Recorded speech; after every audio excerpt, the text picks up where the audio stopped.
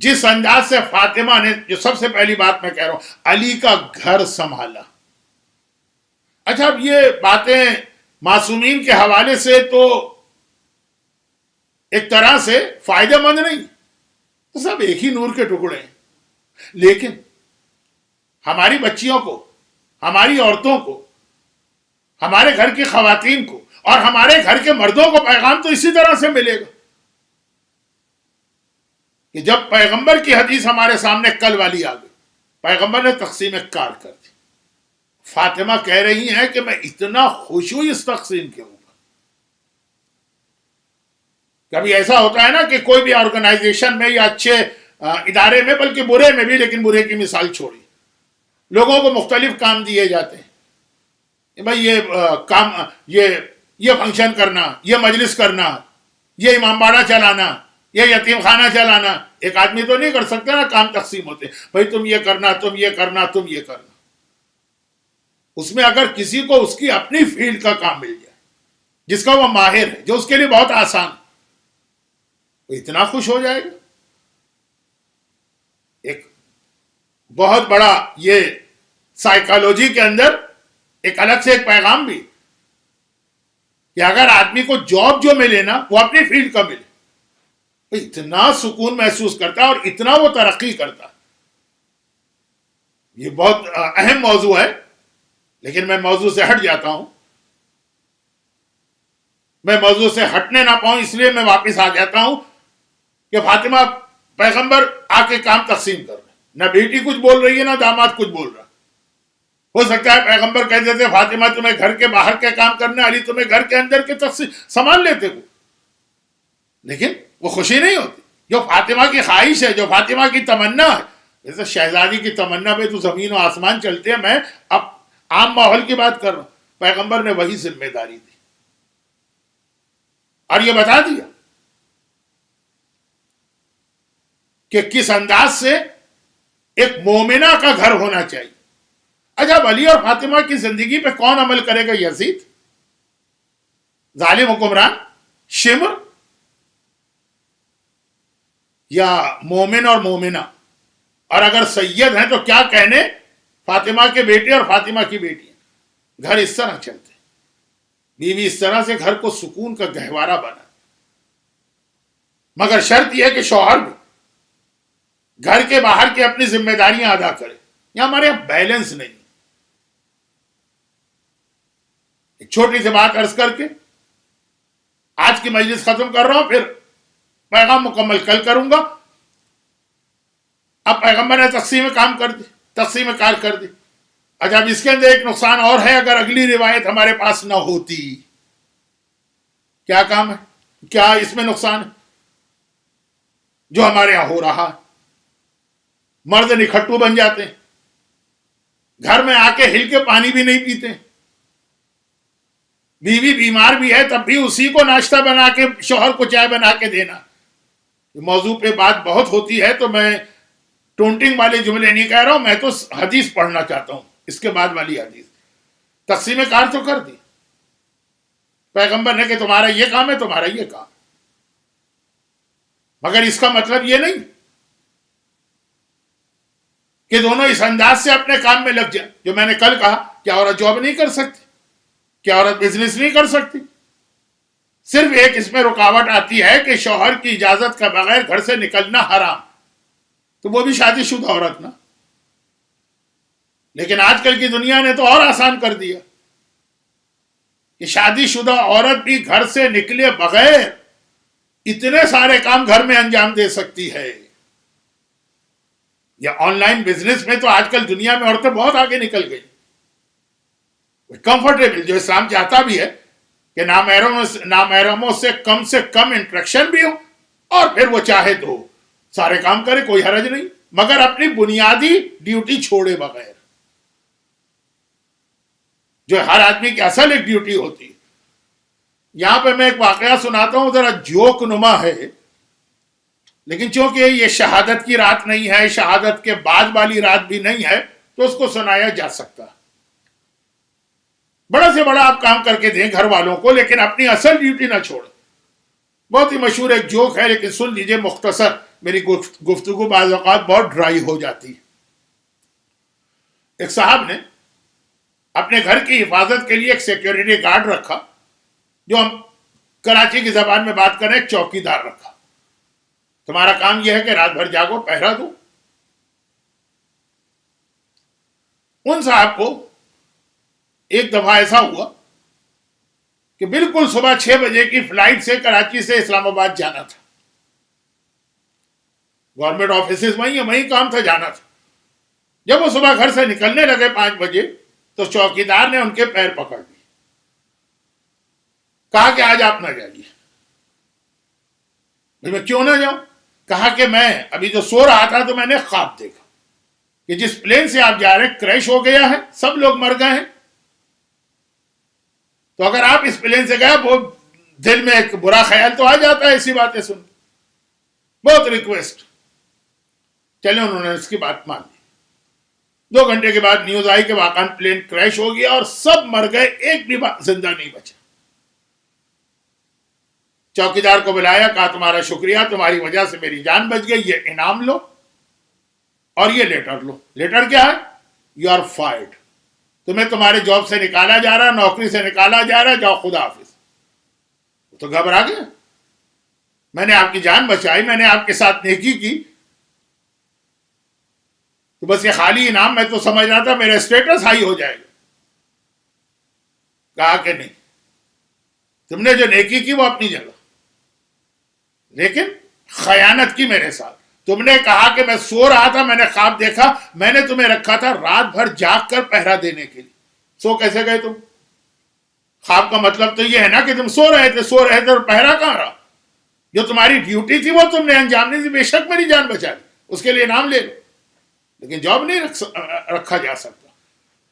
تو اب یہ جو ہر ایک کی ایک ڈیوٹی اسلام نے بتائی ہے, وہ ڈیوٹی کو کرتے ہوئے پھر اور نیکیاں کرے تو کیا کہنا. بہت ساری عورتوں کو میں جانتا ہوں جو دین کے کام کی خاطر اپنے گھروں کو تباہ کر رہی ہیں.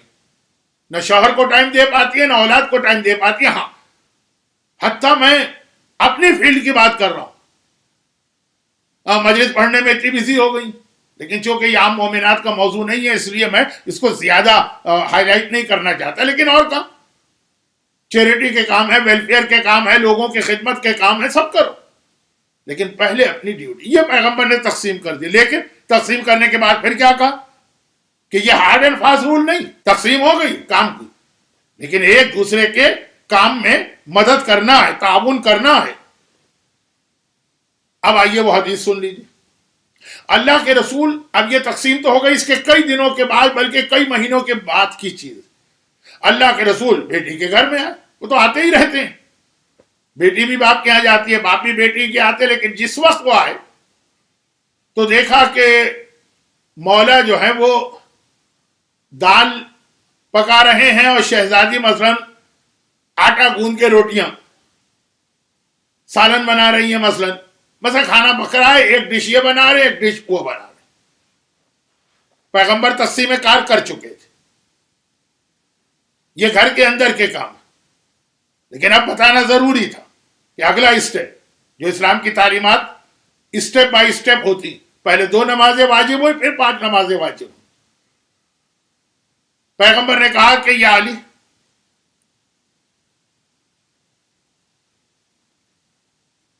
تم وہ کام کر رہے ہو جو انبیاء کے کرنے کا کام ہے. یاد رکھو, جب کوئی آدمی گھر کے کاموں میں اپنی بیوی کی مدد کرتا تو اللہ ہر قدم پر اسے حج اور عمرے کا ثواب دیتا. جو گھر کے کاموں میں وہ چل رہا ہے, پھر رہا ہے, ہر قدم پر اسے حج و عمرے کا ثواب ملتا ہے. اور اس کے بدن پر جتنے بال ہیں, ہر بال کے بدلے میں اللہ اسے ایک ایسے سال کی عبادت کا ثواب دیتا ہے جس میں پورا دن روزہ رکھا گیا اور پوری رات عبادت کی. یہ اتنا ثواب ملتا ہے.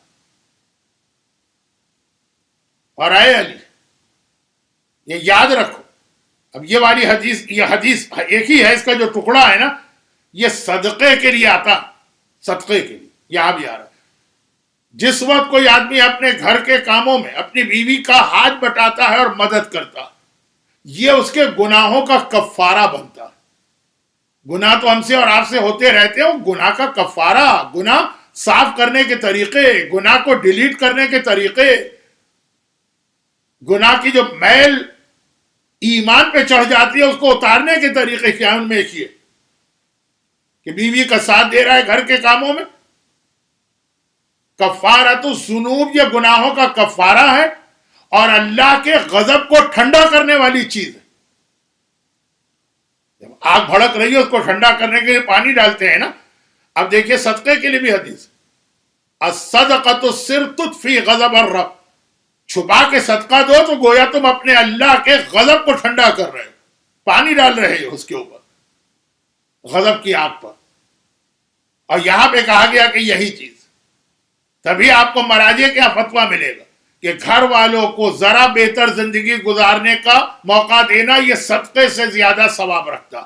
یہ نہیں کہ سمونی کو دے دو، ہر چیز میں بیلنس ہے اسلام۔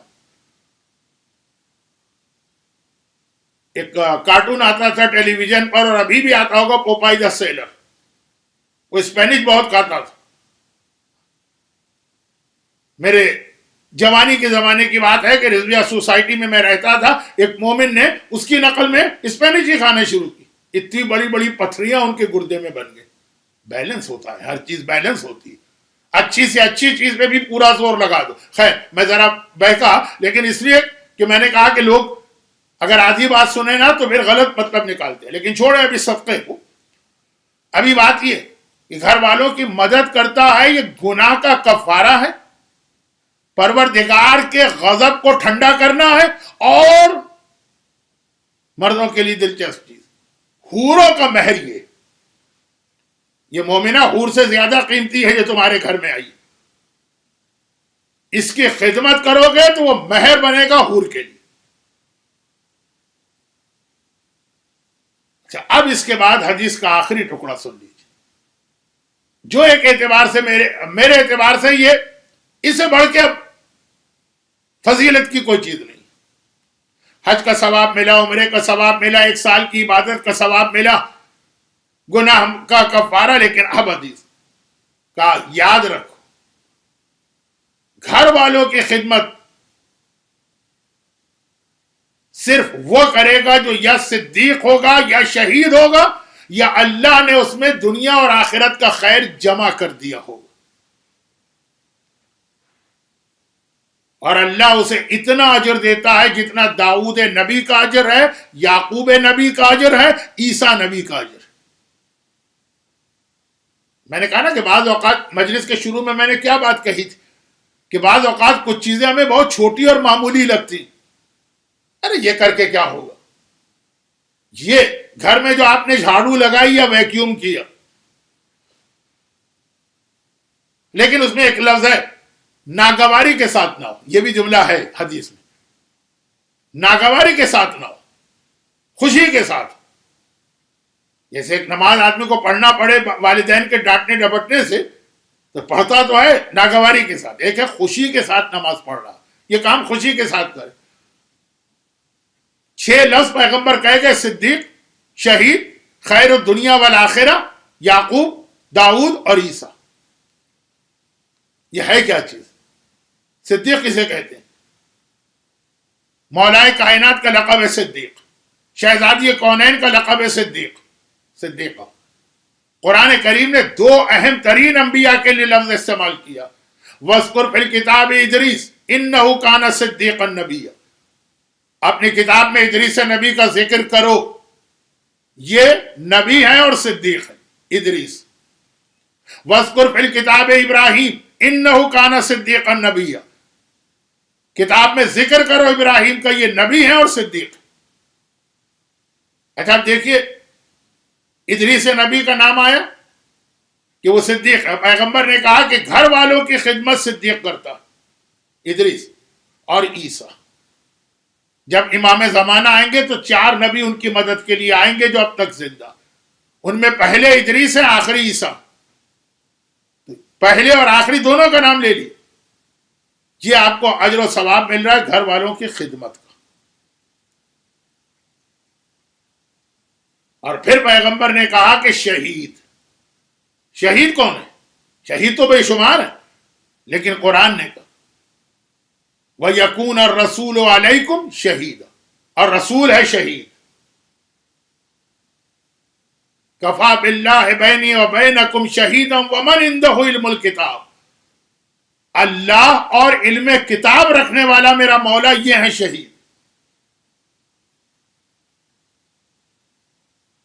اگر آپ نے برتن دھو دی، اب پتہ نہیں کہ آپ کے علاقے میں برتن ابھی بھی سنک میں دھوئے جاتے ہیں کہ ڈش واشر ہوتے ہیں، ہو سکتا ہے میری مجالس کچھ اور لوگ بھی سن رہے ہیں کچھ اور علاقوں کی. کتنی معمولی چیزیں رکھتی ہیں یہ، لیکن اللہ کا رسول جب اس کا یہ اجر بتا رہا، کل کی حدیث سے تقسیم کر دی. اور تقسیم کا مقصد یہ نہیں ہے کہ اب مرد ہاتھ پاؤں توڑ کے بیٹھ جائے کہ مجھے تو گھر کے کام میں حصہ ہی نہیں لینا. ہاں وہ اصول اپنی جگہ، جو کل کی مجلس میں آ گیا تھا کہ خود ہی سامنے والا والنٹیئر ہی کہہ دے کہ ہاں بھائی مجھے نہیں چاہیے تمہاری مدد. کل میں نے مثالیں دی تھی نا کہ کچھ چیزوں میں اسلام نے ایگزمپٹ کیا، لیکن کہا نہیں ایگزمپٹ ہے پھر بھی میں یہ کام کرنا چاہ رہا ہوں. یہ بھی میں نے ذرا اپنے لیے گنجائش رکھی. جب میں یہ مجلسیں پڑھتا تھا ایک زمانے میں تو بہت پڑھتا تھا اسی موضوع پر، عورتوں نے کہا مولانا غضب نہ کیجئے، بند کیجئے اس چیز. آتے ہمارے شوہر، وہ ہمارا ڈنر سیٹ خراب کر دیتے، 2 پلیٹیں توڑی، 4 پیالیاں توڑی، نہ ادھر کے کام کرا نہ ادھر کے کام کرا. یہ کام بڑھاتے تو ہیں، کام کم نہیں کرتے. کھانا پکانا آتے ہیں، پورے چولہے اور برنر سب خراب کر کے چلے جاتے ہیں، وہ الگ بات ہے. لیکن باقاعدہ کمپلین ہوتی تھی عورتوں کی، کچھ ایسی عورتیں بھی تھیں مولانا جی کیا ویکیوم کرتے ہیں تو اور کوڑا پھیلا دیتے ہیں بجائے کوڑا سمیٹنے کے، ہمارا کام ڈبل ہو جاتا ہے. جو ہمارے یہاں آسٹریلیا میں ایک کمپلین ہوتی ہے، جو ڈرائیونگ انسٹیٹیوٹ ہے، لائسنس لینا یہاں پہ مغربی دنیا میں خاصا مشکل. پاکستان سے لڑکیاں آتی ہیں، کھٹا کھٹ ایک دفعہ کی ٹرائی میں لائسنس مل گیا، مرد 10 دفعہ فیل ہوتے ہیں. وہی جواب دیتے ہیں وہ لوگ، یہ لڑکیاں جانتی ہی نہیں ڈرائیو کرنا، جو ان کو سکھاؤ سیکھتی جاتی ہیں، ایک دفعہ میں سب سیکھ لی. یہ مرد کیونکہ غلط سلط الٹی سیدھی ڈرائیونگ سیکھ کے آئے ہوتے ہیں، تو پہلے تو ان کی وہ غلطیاں ان کے ذہن سے دور کرنے میں، کھرچنے میں 5 ٹرائی تو اس میں لگ جاتی ہیں، پھر جا کے کہیں یہ سیدھی چیز سیکھتے ہیں. تو یہی بہت سی عورتوں نے کہا نہیں مولانا غضب کیجیے، کچن ہی تو ہماری جگہ تھی، جہاں کی ہم ملکہ تھے وہاں بھی آ کے آپ نے گڑبڑ شروع کر دی. تو خیر یہ تو ضمنی بات آ گئی. کہا کہ اب تمہاری ذمہ داری ہے کہ ساتھ دو، مگر وہی جملہ جو ابھی میں کہہ گیا، ملکہ وہ ہے تم اس کے مددگار بنو گے. اس وقت تم حاکم نہیں بنو گے گھر کے اندر.